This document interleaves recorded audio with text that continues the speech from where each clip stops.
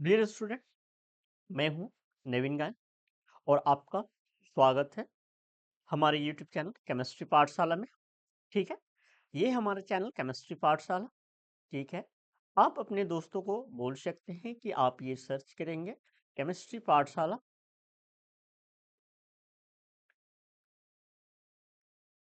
पाठशाला 2024। तो आपको सभी चीज़ें मिल जाएंगे। तो आपको ये जो वीडियोस देखेंगे यहाँ पे हम लोग बात करेंगे क्लास 10th के केमिस्ट्री का। ठीक है, क्लास 10।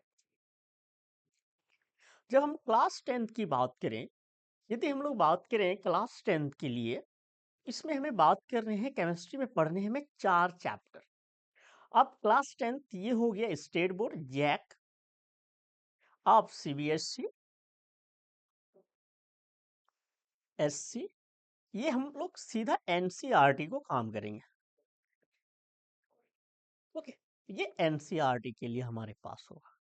तो हमें पढ़ने पड़ेंगे 4 चैप्टर।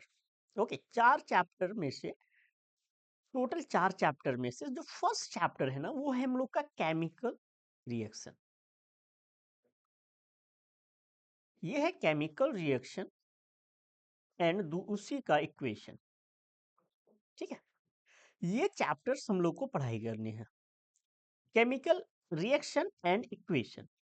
तो इससे पढ़ने से पहले हम लोग कुछ बेसिक समझेंगे, बेसिक जानने की कोशिश करेंगे, क्योंकि ये तभी हमको समझ में आएगी जब हम लोग को इसके बारे में बेसिक्स पता होंगे। ठीक है, यदि हमें बेसिक्स पता नहीं होगा तो ये चैप्टर पढ़ना हमारे लिए पॉसिबल नहीं है, क्योंकि यहाँ पे क्या बोला है, केमिकल रिएक्शन।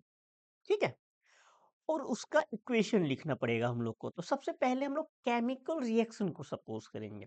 एक केमिकल रिएक्शन होता क्या है, अब यहाँ पे देखो, मैं बात करूं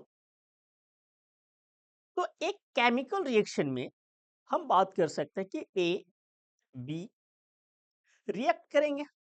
ठीक है, ये ए और बी रिएक्ट करके क्या बनाएंगे, प्रोडक्ट।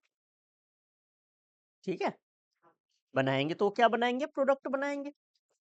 आप मुझे बताइए कि ये दोनों क्या कहलाते हैं, ये दोनों कहलाते हैं रिएक्टेंट। ओके, ये दोनों कहलाते हैं रिएक्टेंट और ये हम लोगों का है प्रोडक्ट। कोई टेंशन नहीं। अब मुझे एक बात बताइए कि यहाँ पे ए प्लस बी कंबाइन हो रहे हैं, ये दोनों रिएक्टेंट हैं। अब यहाँ पे बात करेंगे हम लोग कि क्या ये दोनों का कंडीशन मैच किया। ठीक है, इसका कंडीशन मैच किया, हम लोग कंडीशन चेक करेंगे इसमें कि कंडीशन मैच किया। कंडीशन, तो कंडीशन हम लोग चेक करेंगे कि यहाँ सभी कंडीशन फुलफिल्ड हैं। ओके, सभी कंडीशन फुलफिल्ड हैं। और कंडीशन सेकंड कि सभी कंडीशन फुलफिल्ड नहीं। ओके, जब कंडीशन फुलफिल्ड हुआ तो यहाँ पे कंडीशन तो फुलफिल हो ही नहीं रहा है। सपोज कर रहे हैं कि यहाँ पे जो हम लोग बात कर रहे हैं ए एंड बी रिएक्ट कर रही है और कंडीशन मैच ही नहीं हो रहा है, फर्दर प्रोडक्ट बनेगा क्या, ए बी रिएक्ट किया, कंडीशन नॉट मैच्ड। कंडीशन जो भी है, उस रिएक्शन का कंडीशन उस कंडीशन को मैच ही नहीं किया, तो क्या प्रोडक्ट बनेंगे, बताइए क्या प्रोडक्ट बनेंगे। इस कंडीशन में हमारा प्रोडक्ट भी नहीं बनने वाला है, क्योंकि रिएक्शन हो ही नहीं रहा है, कंडीशन मैच कर ही नहीं रहा है। ठीक है, सपोज करो कि यहाँ पे दो पर्सन है, एक पर्सन ये है और दूसरा पर्सन आप हो। ठीक है, आप दोनों में फ्रेंडशिप कब हो सकती है, फ्रेंडशिप कब हो सकती है बताइए। तो आप दोनों में तभी फ्रेंडशिप हो सकती है जब आप दोनों का कंडीशन मैच हो रहा है। ठीक है, कंडीशन मैच नहीं हो रहा है तो फ्रेंडशिप हो सकती है क्या, नहीं हो सकती है फ्रेंडशिप। आप दोनों की कंडीशन मैच कर रही है, सेकंड केस बात कर रहे हैं, ये केस वन की बात कर रहे हैं हम लोग। तो कंडीशन मैच ही नहीं किया आपका। ठीक है, आपके बीच में कोई भी जब भी फ्रेंडशिप होती है तो कुछ ना कुछ कंडीशंस रखते हैं हम लोग।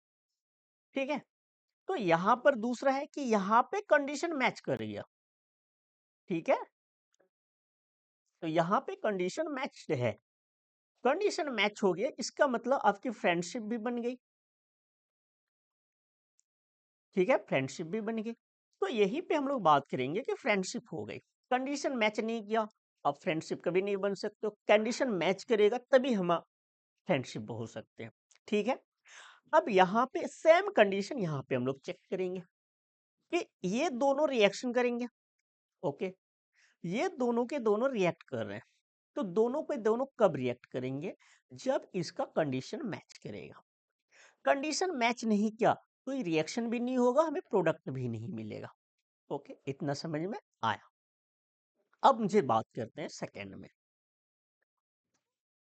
ए बी रिएक्ट किया, तो इसका कंडीशन कुछ होगा, इसका भी कंडीशन हो गया।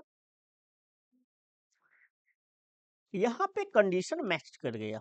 Okay, condition matched. अब यहां पे हमें क्या मिलेगा? प्रोडक्ट मिलेगा।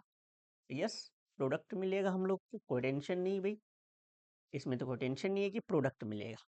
Okay, condition matched product form में होगा, कोई टेंशन नहीं है। तो यहीं पे मेन कहानी आ जाती है।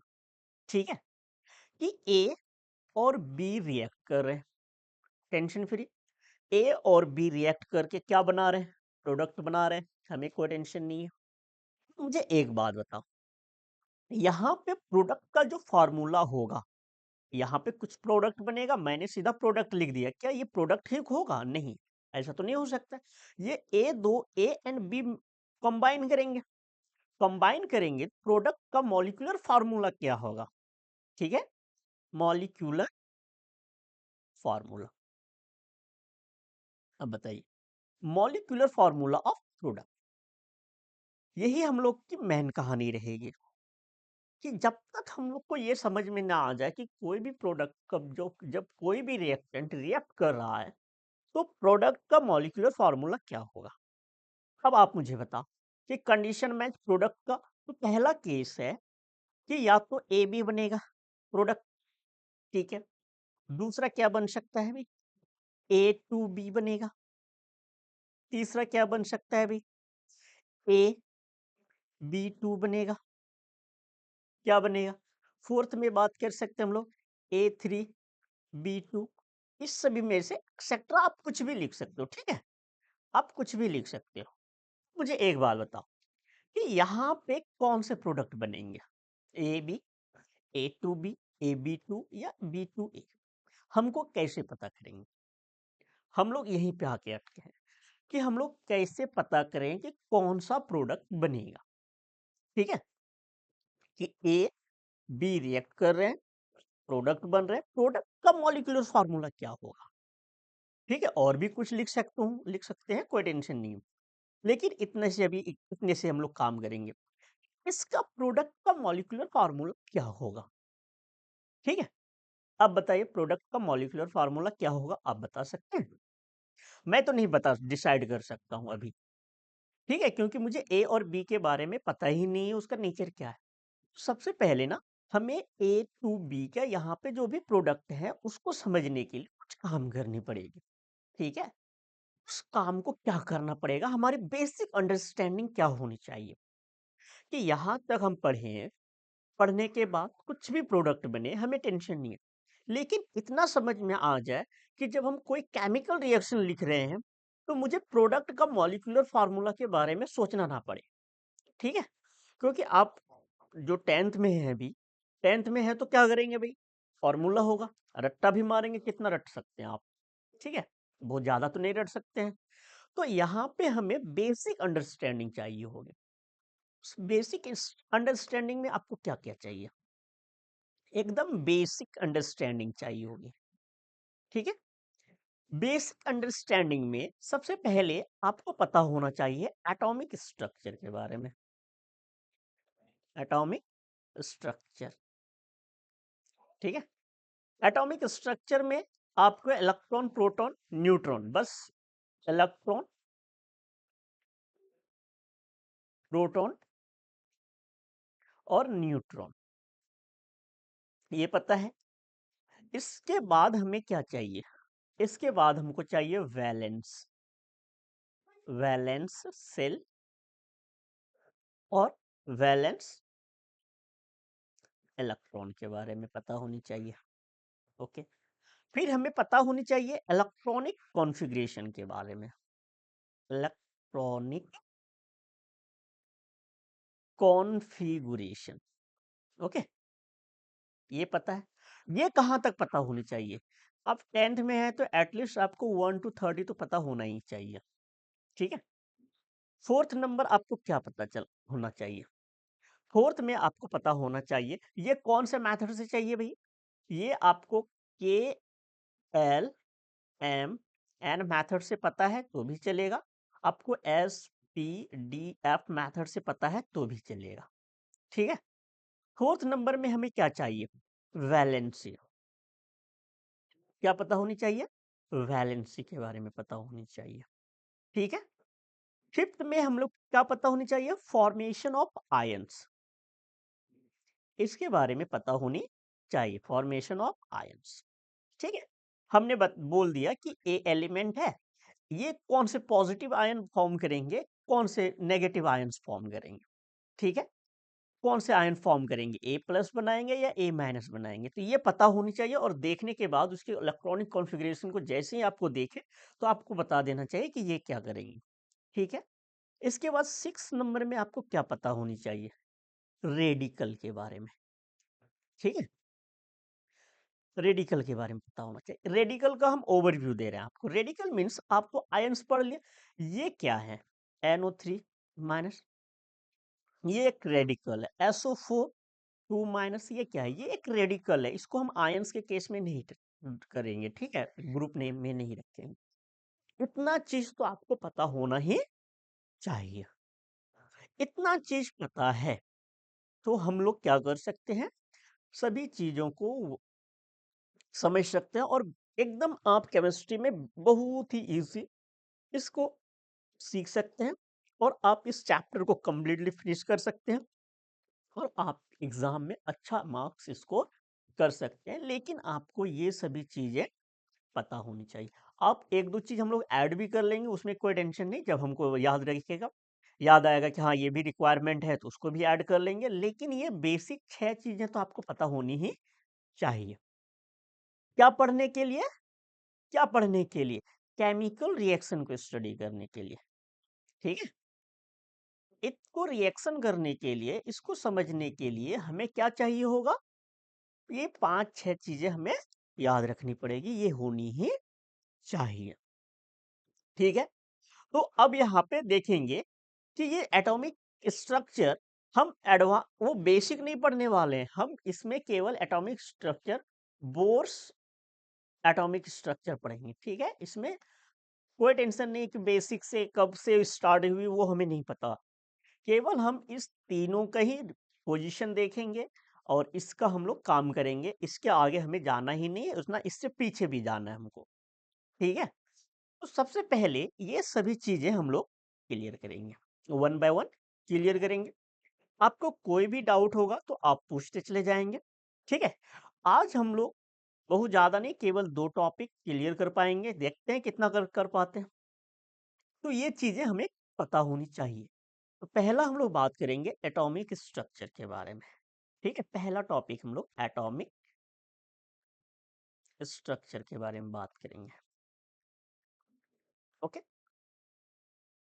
एटॉमिक स्ट्रक्चर के बारे में, एटॉमिक स्ट्रक्चर के बारे में पढ़ने से पहले हम लोग बात करेंगे क्या कि एटम्स में होते क्या क्या है बेसिकली। एटम्स में हम लोग को एटम्स के बारे में क्या पढ़ाया गया है, ठीक है। हम लोग को एटम्स के बारे में पढ़ाया गया है क्या? Atom is the smallest, atom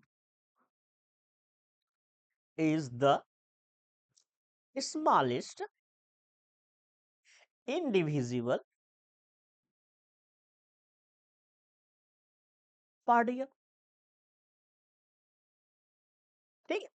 बाद में पता चला हम लोगों को कि नहीं ये भी डिविजिबल है, तो ये भी डिविजिबल है तो हम उसको पार्ट्स मिले, हम लोग को क्या मिले भाई? एक इलेक्ट्रॉन मिला हमें, इलेक्ट्रॉन मिला हम लोगों को। दूसरा प्रोटॉन मिला। तीसरा हम लोगों को न्यूट्रॉन मिला, और भी चीजें मिली, लेकिन हम लोग का काम इसी से हो जाएगा, तो हमें टेंशन नहीं लेना है। ठीक है। अब यहाँ पे हमें बात करनी पड़ेगी कि इन दोनों के पास, यहाँ पे पास क्या है, ये कहाँ पे रहते हैं, बताइए। इसका जो पोजीशन था एटम में, इसको हम लोग क्या बोलेंगे, बेसिकली इसको बोलेंगे हम लोग सब एटॉमिक पार्टिकल। सब एटॉमिक पार्टिकल, ठीक है, इसको बोलते हैं हम लोग सब एटॉमिक पार्टिकल। अब प्रोटॉन है, न्यूट्रॉन है और इलेक्ट्रॉन है। इलेक्ट्रॉन को ई माइनस रिप्रेजेंट करते हैं, प्रोटॉन को पी पॉजिटिव से और न्यूट्रॉन को एन से। मुझे एक बात बताइए कि ये जो प्रोटॉन है हमारे पास, प्रोटॉन एंड न्यूट्रॉन, ये कहाँ पे प्रेजेंट होते हैं? ये प्रेजेंट होते हैं at in the nucleus, in the nucleus of the atom. Okay, ये कहाँ पे प्रेजेंट होते हैं? न्यूक्लियस पे प्रेजेंट होते हैं। अब यहाँ पे बात करें हम लोग, तो यहाँ ये कहाँ पे प्रेजेंट होते हैं, बताइए। ये जो प्रेजेंट होते हैं, कहाँ पे प्रेजेंट होते हैं? ये प्रेजेंट कहाँ पे होते हैं? ये हो करता है क्या, electron revolve revolve around nucleus in a fixed path, ठीक है, नॉन एज सेल और ऑर्बिट। ओके, तो ये क्या करते हैं, अब यहाँ पे इन सभी को हम लोग एक पॉइंट में रखते हैं। रखेंगे तो क्या होगा भाई, देखते हैं क्या होता है। चलिए, तो इन सभी को हम लोगों ने क्या बोला कि यहाँ पे हम इसको रख देते हैं, ठीक। यदि ये न्यूक्लियस है, ये न्यूक्लियस बन गया हम लोगों का। तो ये न्यूक्लियस है, तो ये न्यूक्लियस कहाँ पे है, इस न्यूक्लियस में हमें क्या मिलेंगे। और आपको पता होगा कि जो जितने भी एटम का मास होता है ना, इसी न्यूक्लियस पे बेस्ड होता है। यहाँ पे ही टोटल मास कॉन्सेंट्रेटेड होते हैं, तो आप इसको न्यूक्लियस मानते हैं।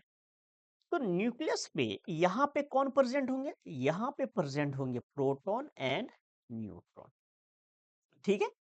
यहीं पर दोनों के दोनों प्रेजेंट होंगे। अब यहाँ पे कौन प्रेजेंट होंगे भाई, यहाँ पे होंगे सेल, ठीक है। यहाँ पे जिसको हमने बोला फिक्स्ड पाथ, ये वो यहाँ पे प्रेजेंट होंगे। तो ये बन गया एक एटॉमिक स्ट्रक्चर हम लोगों का, ठीक है।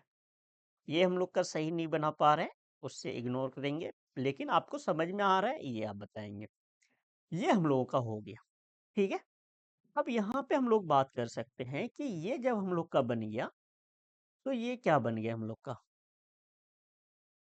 ओके, बड़ा ही साइज का जरा सा बना देते हैं आपको, ठीक है। तो यहाँ पे हम लोग बात करें तो यहाँ पे क्या हो गया भाई, यहाँ पे हो गया प्रोटॉन, 1 मिनट, यहाँ पे बन गया प्रोटॉन प्लस न्यूट्रॉन, यहाँ पे हो गए। तो यहाँ पे हम लोग बात करें तो यहाँ पे कौन क्या करेंगे, यहाँ पे इलेक्ट्रॉन रिवॉल्व करेंगे, ठीक है। क्या बोलेंगे, इलेक्ट्रॉन को रिवॉल्व करेंगे इसी पाथ में। ये फिक्स्ड पाथ है। अब इस फिक्स्ड पाथ को हम लोग क्या नाम देंगे भाई, इसी फिक्स्ड पाथ को हम लोगों ने नाम दिया है सेल। इसी को बोलते हैं, this fixed path is known as shell. अब इस सेल को हम लोग दो काम किया, ठीक है। ये क्या है भाई, ये है बोर्स एटॉमिक मॉडल, ठीक है। ये किसका है, बोर्स का एटॉमिक मॉडल है। इस बोर ने क्या किया कि इस सभी सेल को नंबरिंग दे दिया, ठीक है। तो दिस सेल, ठीक है, दिस सेल और numbered 1 2 3 and so on, or named as K, L, M, N, so on, from nucleus side. ठीक है, इसका दो काम किया इसने कि या तो हम लोग इसका नंबरिंग कर सकते हैं, नंबरिंग किधर से करेंगे, न्यूक्लियस साइड से, मतलब न्यूक्लियस से, न्यूक्लियस 1 2 3 4, आगे होगा तो 5, फिर आगे होगा 6, इस तरह से नंबरिंग किया। या तो हम इसका नेमिंग कर सकते, तो नेमिंग क्या कर सकते हैं, के एल एम एन। ठीक है, ये हमारे पास पता होनी चाहिए। तो ये के एल एम एन आगे है तो ओ, फिर आगे है तो पी। ठीक है, तो यहाँ पे इस तरह से हम लोगों का नंबरिंग कर दिया गया। यहाँ तक में कोई प्रॉब्लम है तो आप बताएंगे। ठीक है, एकदम क्लियर होना चाहिए। नहीं क्लियर हुए है तो आप कमेंट करेंगे और फिर हमें बताएंगे, हम आपको फिर इसी चीज को सिखा देंगे, कोई टेंशन नहीं। तो इसका नंबरिंग किया गया, या तो के एल एम एन से नंबरिंग कर देंगे, या तो नंबरिंग करेंगे 1 2 3 4 सो एन, और नेम कर देंगे। क्या नेमिंग क्या करेंगे, K L M N O P Q R S, कुछ भी। ठीक है, अब यहाँ पे एक क्वेश्चन राइज होता है कि ये जो सेल है, ठीक है, आप देख रहे हैं ये हमारे पास एक सेल है, इस ये सेल कितने इलेक्ट्रॉन को ऑक्युपाई कर सकता है। ठीक है, फॉर एग्जाम्पल आप मेरी बात करें, आप अपनी बात करें, तो आप कितने वेट को इजिली उठा सकते हो, लिफ्ट कर सकते हो, आप बताइए। ठीक है, बहुत ज्यादा वेट होगा तो आप उसको लिफ्ट नहीं कर पाओगे। तो सेम केस यहाँ पे समझो कि ये जो सेल है, ये सेल अपने पास कितने इलेक्ट्रॉन को रख सकता है। ठीक है, ये सेल, सेकेंड सेल अपने पास कितने इलेक्ट्रॉन को रख सकता है, थर्ड सेल अपने पास कितने इलेक्ट्रॉन को रख सकता है, फोर्थ सेल अपने पास कितने इलेक्ट्रॉन को रख सकता है। तो इसका हम लोग अभी बात करेंगे। ठीक है, तो यहाँ पे जो है बात आया, यहाँ पे जो हम लोग बात करेंगे कि यहाँ पे जो नंबर आया, electron occupied by this shell, number of electron occupied, number of electron occupied by cell given by Bohr and Bury. ठीक है, ये बोर एंड ब्यूरी ने एक रिलेशन दिया, वो रिलेशन था 2n² where n is positive integer. ठीक है, n क्या है, n पॉजिटिव इंटीजर है, ये n क्या है, पॉजिटिव इंटीजर है। और ये n किसको रिप्रेजेंट करेगा, नंबर ऑफ सेल को, नंबर ऑफ सेल को भी रिप्रेजेंट करेगा कि ये कौन से नंबर की सेल है। तो यहाँ पे अब समझो कि ये नंबर्स हमें कहां से मिला, बोर एंड ब्यूरी दोनों ने ये हमें फॉर्मूला दिया, ये एक रिलेशन दिया कि एक सेल में नंबर ऑफ इलेक्ट्रॉन कितने आ सकते हैं। अब बात करेंगे कि फर्स्ट सेल, इस वाले सेल में हमारा कितने इलेक्ट्रॉन आ सकता है, ये जो फर्स्ट सेल है हम लोगों का, ये फर्स्ट सेल में कितने इलेक्ट्रॉन आ सकता है। तो हम लोग बात करेंगे on first shell, for first shell बात करेंगे, for first shell. First shell की बात करें तो n की वैल्यू हो जाएगा 1। क्या हो जाएगा, n 1 हो जाएगा। अब मैं यहां पे बात करूं, n है तो फॉर्मूला क्या था, नंबर ऑफ इलेक्ट्रॉन, फॉर्मूला है 2n², n की वैल्यू आप रखो 2 इंटू 1 का स्क्वायर, ये हो गया आपका। तो फर्स्ट सेल दो ही इलेक्ट्रॉन को अपने पास रख सकता है। सेकेंड सेल की बात करें तो, सेकेंड सेल की बात करेंगे तो n की वैल्यू हो जाएगा हम लोग का। अब यहां पे हम लोग बात करेंगे नंबर ऑफ इलेक्ट्रॉन, तो यहाँ पे 2 इंटू एन की वैल्यू 2n², अब वैल्यू रखो 2 इंटू 2 का स्क्वायर, तो ये हो जाएगा 8। ओके, तो सेकेंड सेल 8 इलेक्ट्रॉन्स को रख सकता है। थर्ड सेल की बात करें हम लोग, थर्ड सेल की बात करें तो यहाँ पे हम लोग बात कर सकते हैं किसका, तो n की वैल्यू हो गई 3, n की वैल्यू हो गई 3। अब यहाँ पे हम लोग बात करें तो नंबर ऑफ इलेक्ट्रॉन कितना हो जाएगा, number of electron, number of electron जो हो जाएगा 2n²। वैल्यू पुटअप कीजिए भैया आप, 2 × 3 का स्क्वायर, तो ये हो गया आपका 18। कोई टेंशन नहीं। फोर्थ सेल की बात करें तो फोर्थ सेल कब बात करें हम लोग तो n की वैल्यू हो गई 4। तो नंबर ऑफ इलेक्ट्रॉन का फार्मूला, नंबर ऑफ इलेक्ट्रॉन तो कितने आ सकते हैं भाई, 2n²। ये हो गए 2 × 4 के स्क्वायर, तो 2 × 16, ये हो गए 32। हम लोग आगे बढ़े तो फिफ्थ सेल कितने इलेक्ट्रॉन रख सकता है भाई, फिफ्थ सेल, ठीक है, फिफ्थ सेल कितना रख सकता है, तो n की वैल्यू हो गई 5। तो नंबर ऑफ इलेक्ट्रॉन, ठीक है, नंबर ऑफ इलेक्ट्रॉन की बात करेंगे तो 2n², तो ये हो गया हम लोग का कितना, 2 × 5 का स्क्वायर, ये हो गया 5 का 2 × 25, दैट इज 50 इलेक्ट्रॉन। ये अपने साल कितना रख सकते हैं, एंड सो ऑन, आप करते चले जाओ, आपको मिलते चले जाएगा। ठीक है, अब यहाँ पे इतना तो पता हो ही गया होगा, तो हमारे पास आगे पढ़ते चले जाएंगे। तो फर्स्ट सेल में हम लोग का फर्स्ट सेल का नंबरिंग क्या किया था हम लोगों ने, नेमिंग। फर्स्ट सेल का नेमिंग था के, सेकेंड सेल का नेमिंग था एल, थर्ड सेल का एम, फोर्थ सेल का एन, फिफ्थ सेल का ओ। तो ये कितने इलेक्ट्रॉन्स रख सकते हैं भाई, ये मैक्सिमम 2 ही इलेक्ट्रॉन को अपने पास रख सकते हैं। ये मैक्सिमम कितने इलेक्ट्रॉन्स रख सकते हैं, 8 रख सकते हैं। ये मैक्सिमम कितने इलेक्ट्रॉन्स को रख सकते हैं बताइए, 18, और ये 32, और ये कितना रख सकते हैं, 50। आगे आएगा तो आगे भी रख सकते हैं, कोई टेंशन नहीं है। यहां तक आपको क्लियर हो गया, यहां तक क्लियर हो गई तो अब आपको कोई टेंशन नहीं होगी। अब यहाँ पे हम लोग जरा सा फिर यहीं पे चलेंगे सेल में, ठीक है, इस वाले में चलेंगे हम लोग। देखिए, जब हम लोग यहीं से हम लोग को और दो टॉपिक, चलो न्यू फिगर ही बना लेते हैं हम लोग, ठीक है। हम लोगों के पास क्या था, एक न्यूक्लियस थी, चलिए एक न्यूक्लियस थी हमारे पास, ओके, ये न्यूक्लियस हम लोगों ने बना लिया। अब इस न्यूक्लियस में कौन था भाई, प्रोटॉन प्लस न्यूट्रॉन। इसके साथ जो सेल थे, ये 1 2 3, हम लोग 4 सेल की बनाएंगे, ज्यादा नहीं बनाएंगे, ठीक है। ये जो है फोर्थ सेल। अब सपोज करो कि एक एलिमेंट है जिसमें से फोर्थ 4 ही सेल है, ठीक है।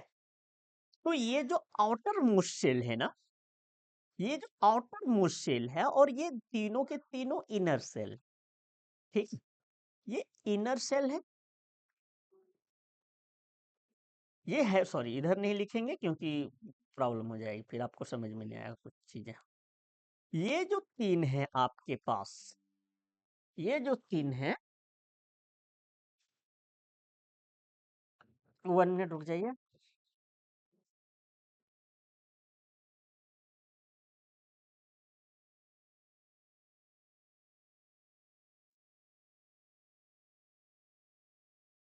ये जो 3 सेल हैं, ये वाले,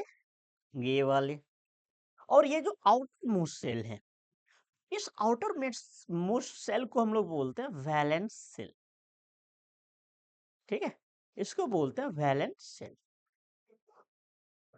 और ये जो इनर सेल है ना, इसको बोलते हैं हम लोग कोर सेल। क्या बोलते हैं, कोर सेल। क्या बोलते हैं, कोर सेल बोलते हैं। तो ये देखिए कि जब वैलेंस सेल का डिफिनेशन क्या हो सकता है, outermost shell of an atom, outermost shell of an atom, okay, कोई टेंशन है। ये क्या हो गया, इसको क्या बोलेंगे, inner inner shell of atom, ठीक है, ये इनर सेल होंगे। यहीं से हमारी कहानी आगे बढ़ेगी। ठीक है। अब यहाँ पे आप देखो कि वैलेंस सेल किसको बोल देंगे, लिख देते हैं, कोई टेंशन नहीं। Valence shell, outermost shell of the atom, outermost shell of an atom, ठीक है। वैलेंस सेल ये हो गया हम लोग के पास। अब यहाँ पे वैलेंस इलेक्ट्रॉन किसको बोलेंगे, वैलेंस इलेक्ट्रॉन, ठीक है। वैलेंस इलेक्ट्रॉन, तो क्या बोलेंगे, electrons, electron present in the valence shell, valence shell और outermost shell, most shell, ठीक है। तो ये चीजें हमारे पास हो गई। अब यहाँ पे अब आपको क्या करनी पड़ेगी भाई, आप देखिए हम लोगों ने स्ट्रक्चर ऑफ एटम कंप्लीट किया, क्या स्ट्रक्चर ऑफ एटम, या एटॉमिक स्ट्रक्चर की बात करें तो एटॉमिक स्ट्रक्चर,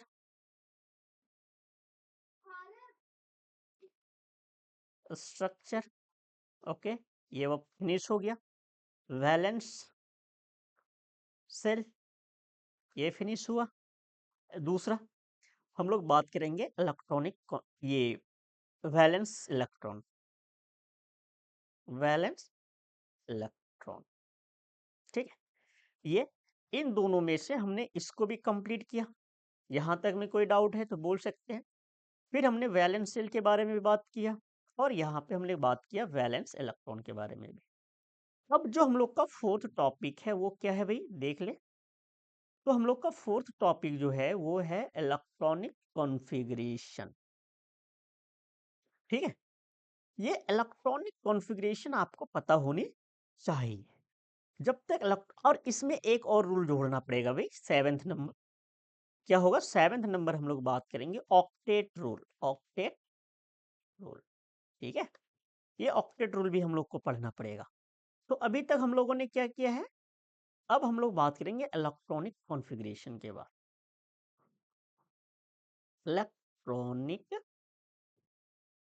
कॉन्फ़िगरेशन, ओके।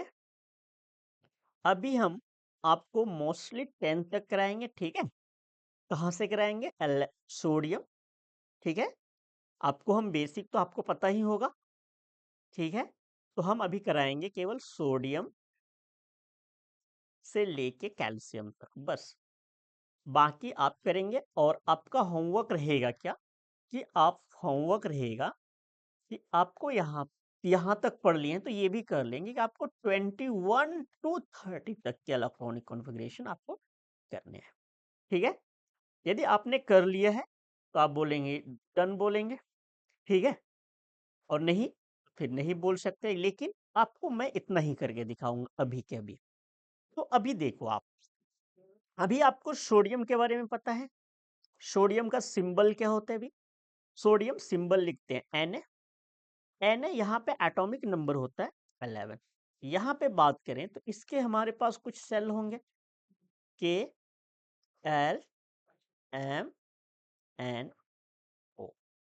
ठीक है।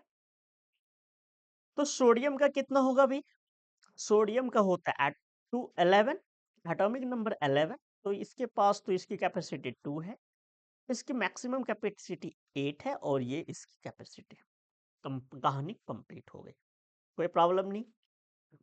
सोडियम के बाद हम लोग बात करेंगे मैग्नीशियम का, मैग्नीशियम का होता है 12। तो इसका हो जाएगा 282, एल्युमिनियम 13, और इसका जो होता है वो होगा 283। इसके बाद हम लोग बात करेंगे फास्फोरस 14, सॉरी सिलिकन, सिलिकन 14, और ये हो जाएगा 284, एंड सो ऑन। आप कर सकते हो, कोई टेंशन नहीं, ये हम कोई जरूरी नहीं, नहीं तो टाइम टेकिंग हो जाएगा। आप तो तो ये सब आता ही होगा। आपका ये काम करना है कि ये जो है आप काम कर लोगे, ठीक है।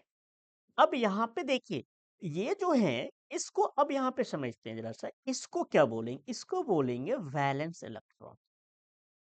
और इसमें वैलेंस इलेक्ट्रॉन कितने हैं, 1, इसका वैलेंस इलेक्ट्रॉन कितना है, 2, इसका वैलेंस इलेक्ट्रॉन 3, इसका वैलेंस इलेक्ट्रॉन 4, और इस सभी को क्या बोलेंगे, कोर। इसके लिए ये हो क्या, कोर इलेक्ट्रॉन्स, ठीक है।